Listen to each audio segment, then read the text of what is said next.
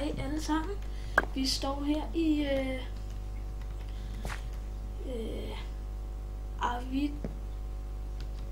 Avicheniko. Jeg kan ikke udtale hans navn. Det er hans celle.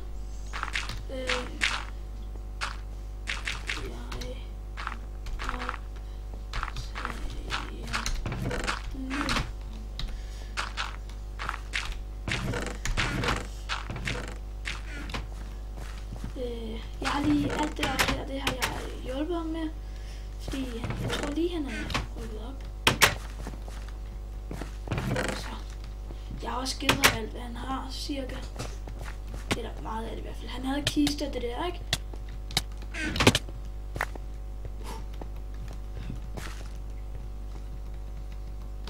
Han fik noget armor.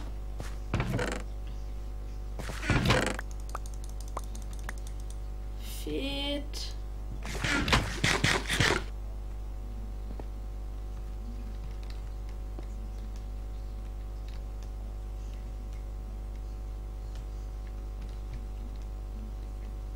Så nakker vi lige ham her.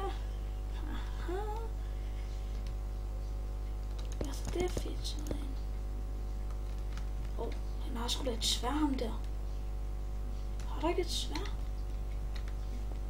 Nej, han har nøs. Shit. Pagt.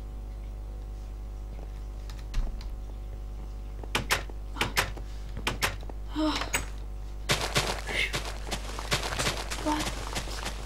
Nej. Sig ikke. De har opdaget din vedmark. Nej. No.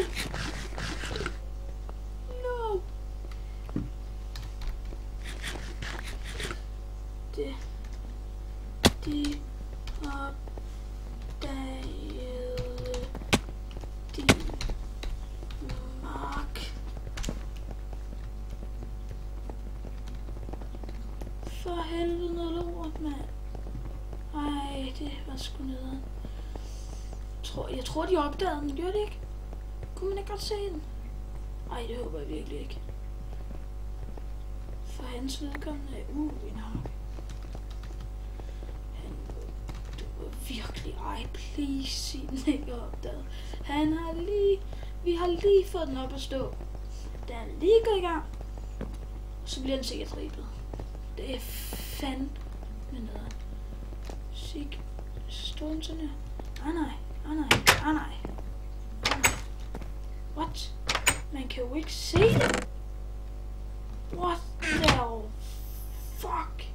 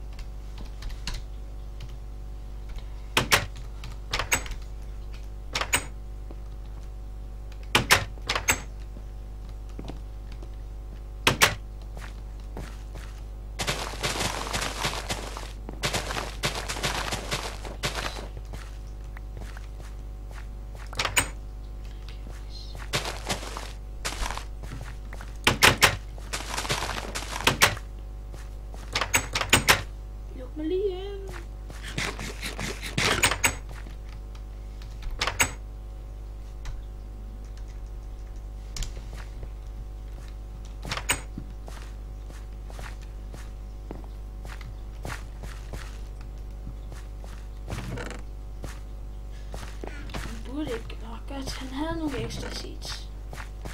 Og det sagde han skulle beholde.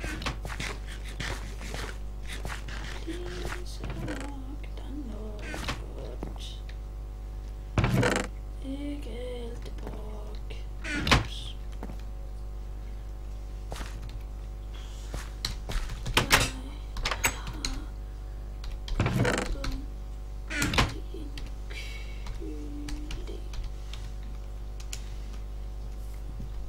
En kylling, en kæmpe kylling. kylling. Jeg har kun en kylling. Thank you. Jeg gav ham også en halv stik, så fedt nok.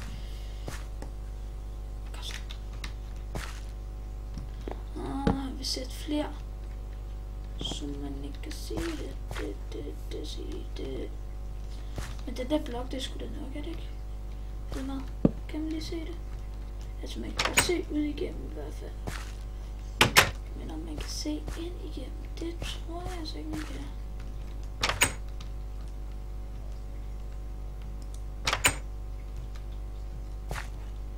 Det kan man ikke nu i hvert fald. Så den der blok. Nej, man kan sgu da se igennem kisterne.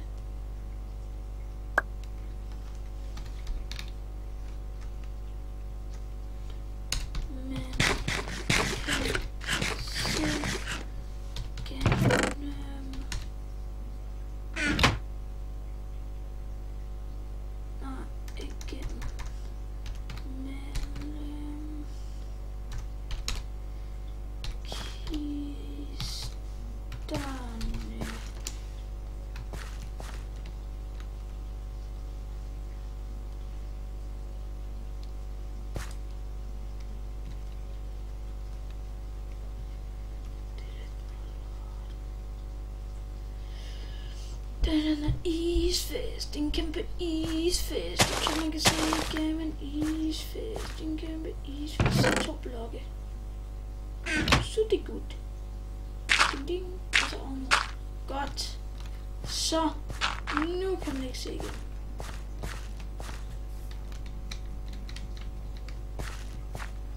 Så den der.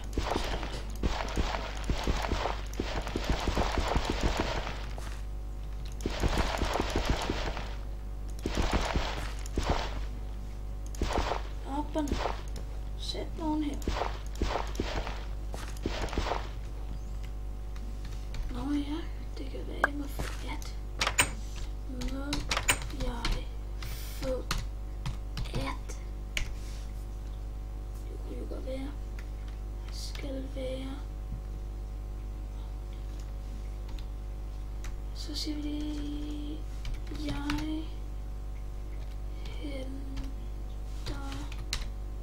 sten. Sådan, så jeg kan.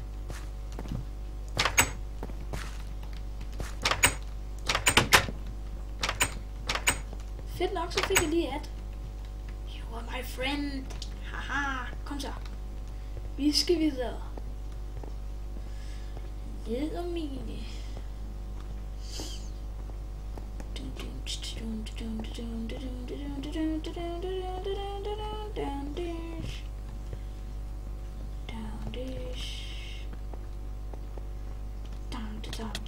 Og jeg ved godt, det er sådan rimelig nemt at finde. Kun at bare finde så. Jeg mener ikke lige. Nej, vent, det var ikke nogen.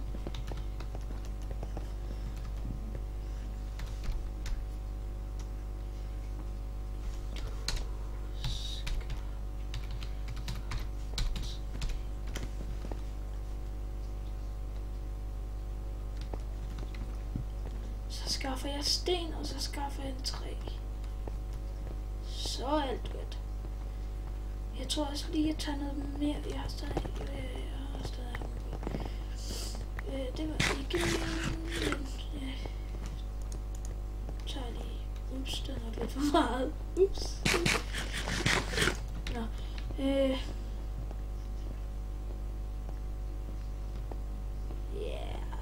Når du ser med her, at jeg ved godt, det ikke er så god kvalitet. Videoen. Eller det kan godt være, at det kun er dårlig kvalitet for mig. Jeg ved det ikke. Der er ikke nogen indtil videre, der har skrevet det, så du må godt lige skrive, om det er sådan sløret kvalitet eller hvad. Fordi det vil jeg gerne vide, fordi der er ikke rigtig nogen, der har disliket mit videoer. Så det må betyde, at det kan jo ikke være helt dårlig kvalitet. Men altså, der er heller ikke nogen, der har liket dem til gengæld.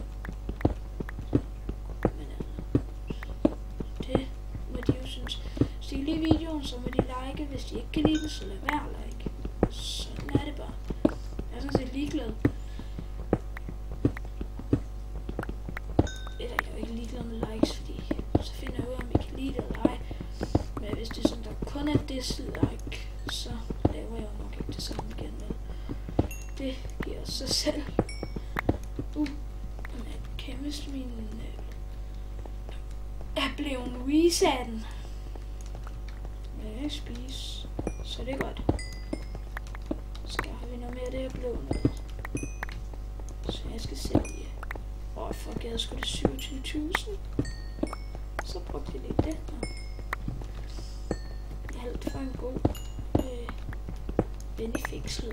Haha.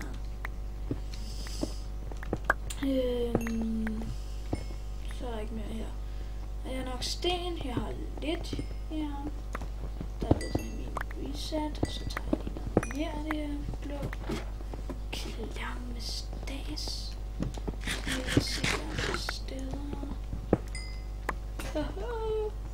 Fuck, det er klamt stas. Hvordan fuck tager jeg en sten på hovedet?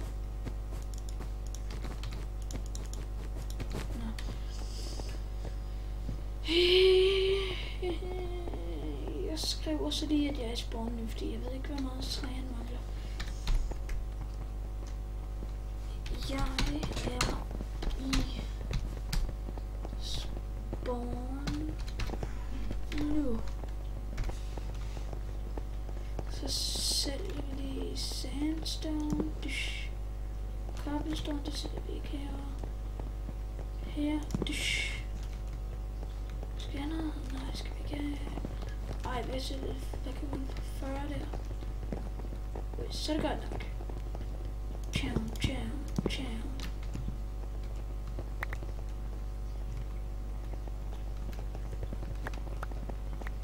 Jeg har skrevet noget til det, jeg er i spawn nu. Det er han.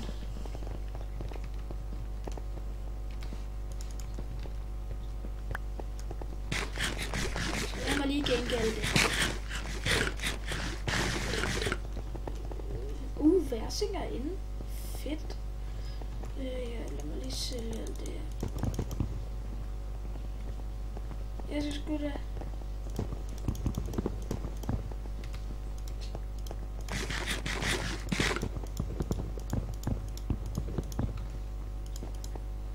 Så. Lidt af det her.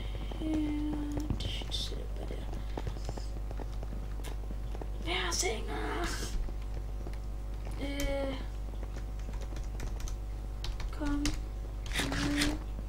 hen til cellen. Sådan.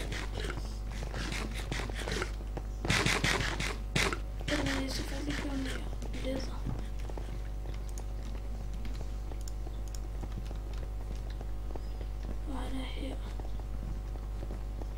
So we wanting now for me over now. Det var ikke der. Now for me over. Now for me over. Now for me over. Vagter. Godt, vagter er gode. Kom.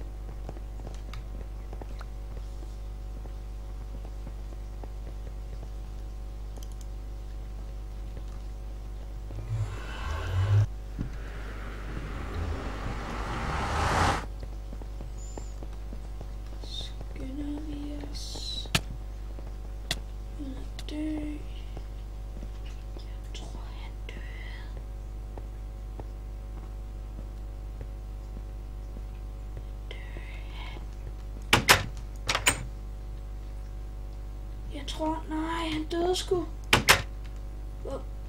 Nej, og jeg fuck helvede, så jeg så dum. Jeg tager fat lidt træ. Okay, nu har han mere læder i hvert fald. Der, jeg sætte det. Kylling, der vil jeg også gerne lige. Sådan der, ikke?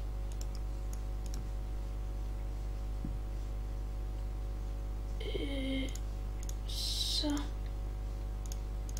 frø. Der, så er det væk.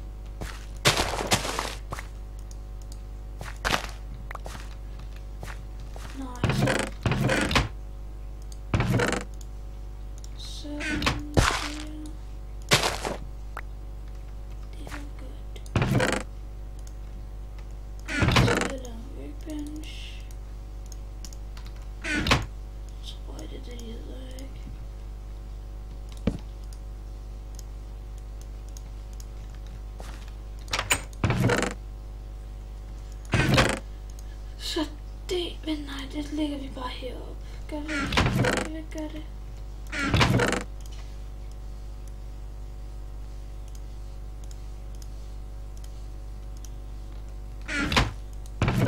Og så den der, ikke? Smart været det vel, ikke?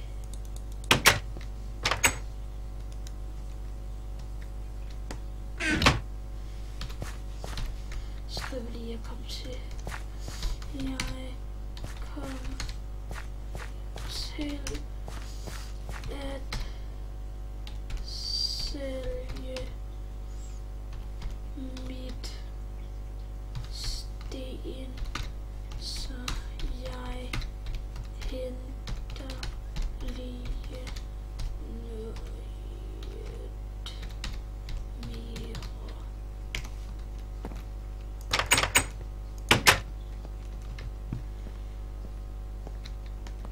Det var fandme neon. Det er sgu smart. Ja, så springer man bare ned. What? Man får bare lov til at blive teleporteret tilbage hele tiden. Pisse ned.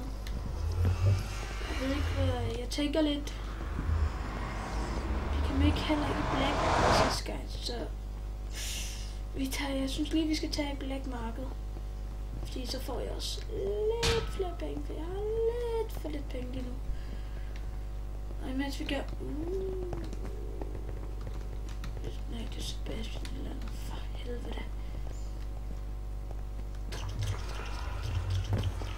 Så vi hopper lige herned.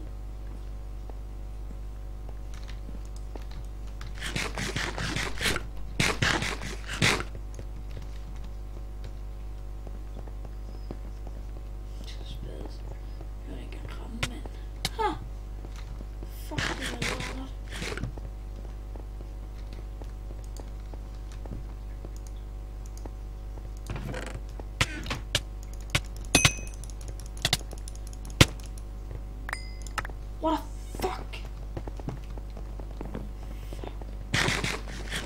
What the fuck?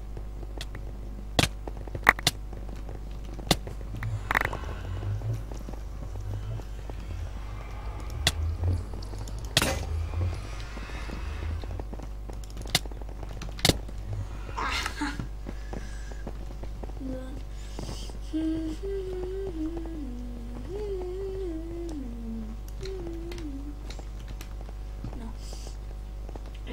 Det var lidt nederen, vi døde, men ja, fuck det.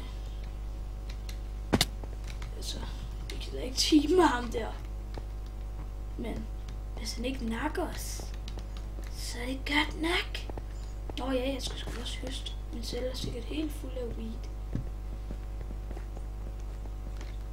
Here full of weed.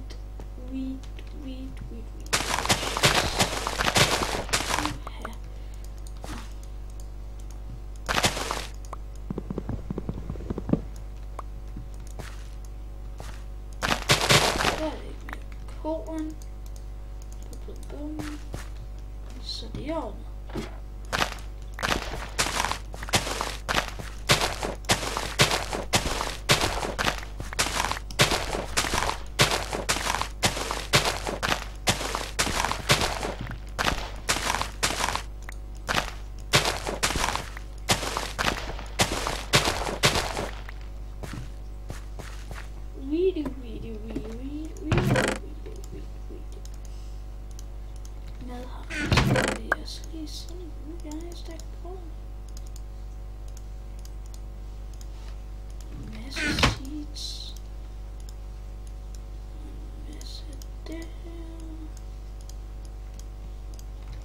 Delicious. Så jeg gør sådan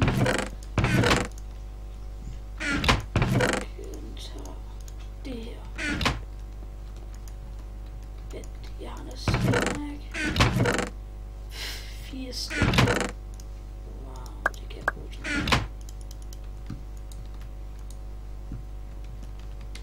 Paymin er blevet reset. Stærkt køling. Lad os lige flække nogen, hvis de kommer.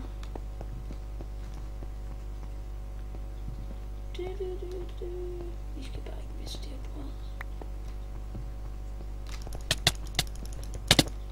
For helvede! Og jeg ville lade være med at gå i black market. Det gør jeg bare i morgen. Fordi jeg skal nok... Jeg tror, jeg måske skal filme det. Men man skal jo købe sten. Kan man købe sten? Jeg kan sælge sten. Køb lidt hakke. Det er kraft. Ædmer nederen der. Det er fandme nederen. Nå. Hvor meget sten skal jeg så bruge? Jeg tror ikke, vi skal bruge så meget sten. Skal vi sige til 2 ovne? Jeg har bare lidt ekstra så.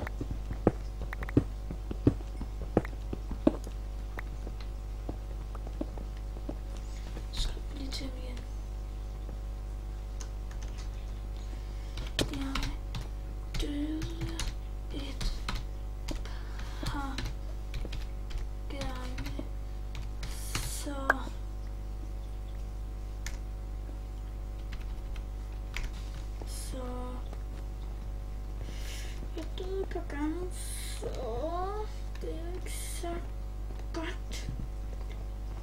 Og jeg har 15.000, hvis du ser med i videoen, og jeg skal nok skrive det selvfølgelig. Hvorfor skal der gå så langt vej? Hvor er det? Så levinger man lige heroppe.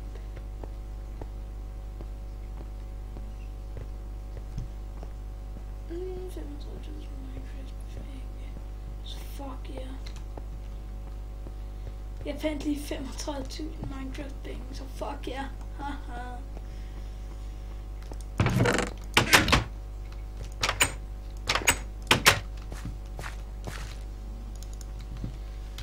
Og så skriver vi lige, jeg har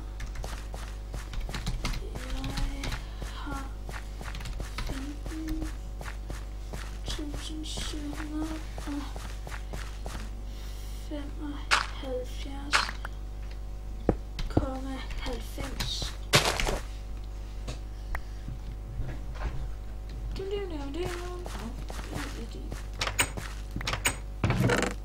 Jeg synes også lige hernede.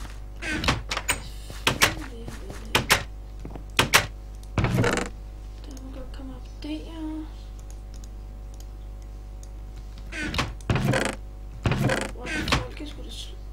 Folk kan jo så gør jeg sådan.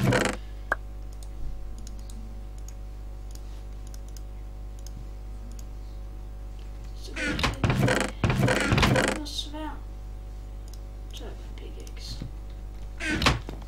Jeg skal have lavet, så jeg kan godt lave armor i det. Og vi har så en workbench. Fedt nok. Eller det er jo så crafting table. Hvad fanden er en workbench?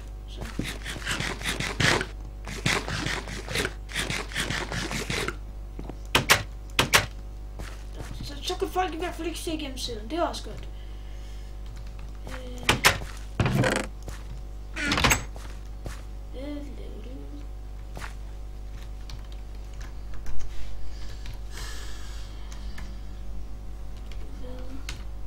Nå ja, jeg skal også lige slutte episoden af. Så.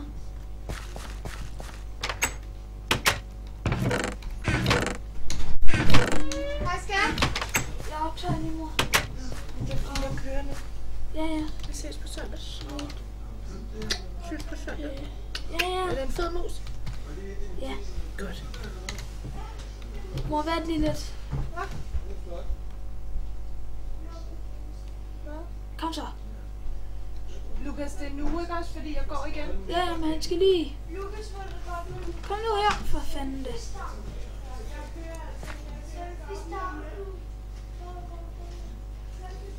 Kom nu her om lidt og... Hvad fuck?